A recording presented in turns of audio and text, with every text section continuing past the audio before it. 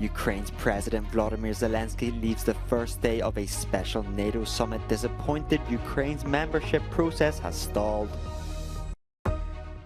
NATO soldiers train Ukrainian forces across Europe in urban combat techniques aimed at boosting the counteroffensive. Spain's Pello Bilbao claims his first Tour de France win in the 10th stage, while Denmark's Jonas Vingegaard keeps hold of the yellow jersey. A united front among allies, but tensions over Ukraine have surfaced on the first day of the NATO summit in Lithuania. The country wants to join the alliance as soon as possible, but failed to get a fixed date from its Western partners. Instead, the NATO chief offered a commitment to further military support and, when the time is right, an accelerated accession process. We reaffirmed that Ukraine will become a member of NATO and agreed to remove the requirement for a membership action plan. This would change Ukraine's membership path from a two-step process to a one-step process. We also made clear that we will issue an invitation for Ukraine to join NATO when allies agree and conditions are met. The Ukrainian president, a special guest at the summit, was warmly welcomed by ordinary people in Vilnius, but he couldn't hide his bitter disappointment about NATO's limited offer. Сьогодні я поїхав дорогу сюди з вірою у рішення, з вірою у партнерів, з вірою у сильне НАТО. У НАТО, яке не сумнівається, не втрачає час і не озирається на будь-якого агресора. The war in Ukraine is the most pressing issue for members at this summit, but it continues to be a divisive one, as our correspondent in Vilnius reports. A compromise to issue an invitation to Ukraine to join the alliance when allies agree and when the conditions are met has been reached, but infuriated the Ukrainian President Zelensky even before reaching the Lithuanian capital, as he expected a very concrete time frame either for the invitation or the membership itself. But this issue still divides NATO countries. Efi Koutsakosta, Euronews, Vilnius. While NATO leaders meet in Vilnius to talk about their future relationship with Ukraine, instructors from the Atlantic Alliance have been training Ukrainian soldiers in urban combat techniques. France is doing it in Poland, in a camp the location of which remains secret for security reasons. Il y a une demande spécifique des militaires ukrainiens pour s'entraîner en zone urbaine. Donc nous répondons à cette attente en proposant le meilleur de notre expérience et de nos capacités. Instructors teach them how to fight in an urban setting with houses, cars, walls and debris. Very useful training given the course of the war against Russia. Il y a beaucoup de savoir-faire qui sont mis en œuvre, la façon de rentrer dans un bâtiment, de passer devant une fenêtre, de traverser une rue. Tout ça, ça peut paraître extrêmement simple, mais en fait, il y a des techniques qui sont enseignées et qui sont répétées, qui sont démontrées par les instructeurs français et qui sont répétées X fois jusqu'à ce que les militaires ukrainiens les maîtrisent le mieux possible.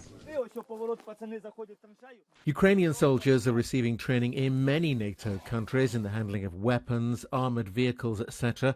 But the Ukrainian army also conducts intensive training at home. These soldiers fight almost daily on the front line, and they use the few lulls in the war to improve their combat skills.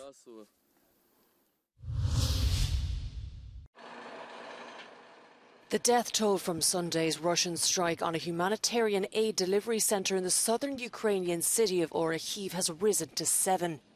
Rescuers have finished combing the rubble. The centre was inside a school. Orikhiv is near the front line where Ukrainian forces were pushing to recapture heavily fortified positions from Moscow's forces last month. The regional governor denounced the strike as a war crime. Volunteers who had previously helped evacuate people from flooded streets after the Kakhovka Dam burst are now clearing houses of debris brought by the water. In the Kherson region, locals have little left of their homes or belongings. Жалко всех людей, которые попали по затоплению, это что у них все, они уже остались без жилья, все пропало, даже стены уже рушатся, потолки, все, крыши. Ukraine's State Emergency Service has shared a video of firefighters coming under enemy shelling while extinguishing a fire within the Donetsk region.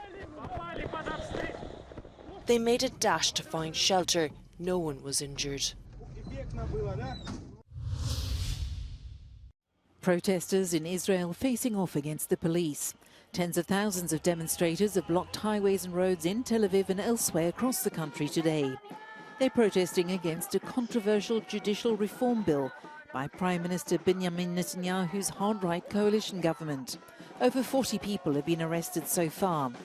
The bill, which won the first of 3 votes required for it to be written into law late on Monday, seeks to curb the power of the Supreme Court to review and overturn government decisions. Protesters say democracy itself is in danger. They are running like crazy to do the legislation without any achieving a consensus. And at the end, they are risking our country. As a right-wing man, political opinion man, I think and I'm convinced that the way things are going here are very bad for us as a democracy. Yesterday's vote passed to cries of for shame by opposition parties. The government argues that the changes are necessary to ensure a better balance of power.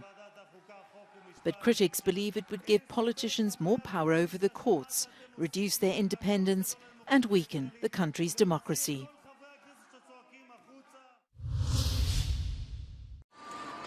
Heat waves and heated debates. As Spain battles through the second hot spell of the summer, the two contenders poised to lead the country's next government battled it out on the little screen.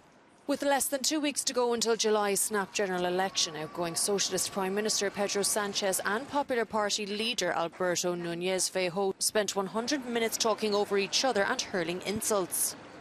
Y lo que le digo a los españoles es que yo no soy perfecto, no aspiro a serlo, he cometido errores. He tenido un mandato absolutamente difícil, inédito, con una pandemia y una guerra ahora mismo en las puertas de Europa. Pero ¿sabe lo que le digo, señor Feijóo? Que yo soy un político limpio. Soy un político limpio. Conservative Feijóo, who could win the vote if he secures the support of the far right, called for a solid majority and slammed Sánchez's government for relying on the ultra-left. No le diré al señor Zelensky que le voy a ayudar militarmente y una parte de mi coalición diciendo que lo que hay que hacer es rebajar el gasto y filtrar con Putin. Yo eso no lo voy a hacer, señor. ¿Puedo hablar? Soy un político previsor, europeísta, atlantista y constituido. Who won the only televised debate of the campaign? Analysts are divided on the answer, but most agree it was not Sánchez, despite the advantage he had over Feijóo as the incumbent Prime Minister. Try to keep cool. With Europe in the grip of a searing heat wave, a news anchor in Austria decided to reinforce that message in dramatic style. The country is one of several in Europe seeing temperatures in the high 30s. It sent people flocking to special cooling centres set up by local authorities. In Spain, forecasters say the heat may have peaked, passing 40 degrees in places. For many, the only respite was at the local swimming pool. Nos hemos venido ya prontito porque va a ser un día de muchísima calor para estar un poco en la piscina y llevarlo un poquito mejor. Y a pasarlo aquí, porque es que en casa no se puede estar, aunque tengas todo cerrado, y en la calle menos. Similar conditions in France, where Lyon and other cities have sweltered for several days. But heavy storms are expected to cool things down for the rest of the week.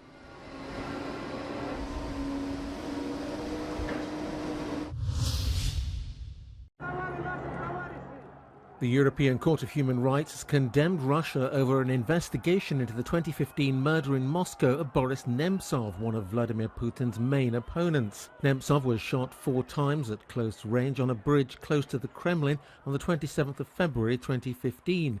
The case was brought by his daughter, Zhana. The court found that the Russian authorities did not adequately investigate the identity of the persons who'd organized and ordered the assassination, nor did they examine claims of political motivation or involvement of the state. Notre Dame's rise from the ashes has reached a key stage with the installation of centerpiece timber frames on the roof. They arrived at Paris's iconic medieval cathedral by barge down the Seine River and drew a crowd of onlookers, France's transport minister among them. Et nous vivons, je crois, ce matin à Paris, sous l'œil de beaucoup de Parisiens, un moment tout simplement magique. C'est Notre Dame qui continue à reprendre vie. C'est la Seine qui devient un élément de réappropriation pour les Parisiens et toutes les étapes qui suivent, la baignade, les Jeux Olympiques l'attestent. Et c'est l'écologie concrète que l'on essaye d'encourager. The 3 timber frames will support the reconstructed roof, which was gutted by fire just over 4 years ago. They've been created by specialist artisans at a workshop north of Paris using techniques and tools of the Middle Ages. It's hoped the entire rebuilding project will be completed by the end of 2024. Pello Bilbao sprinted to his first Tour de France stage victory at the end of a hot and tricky 10th stage.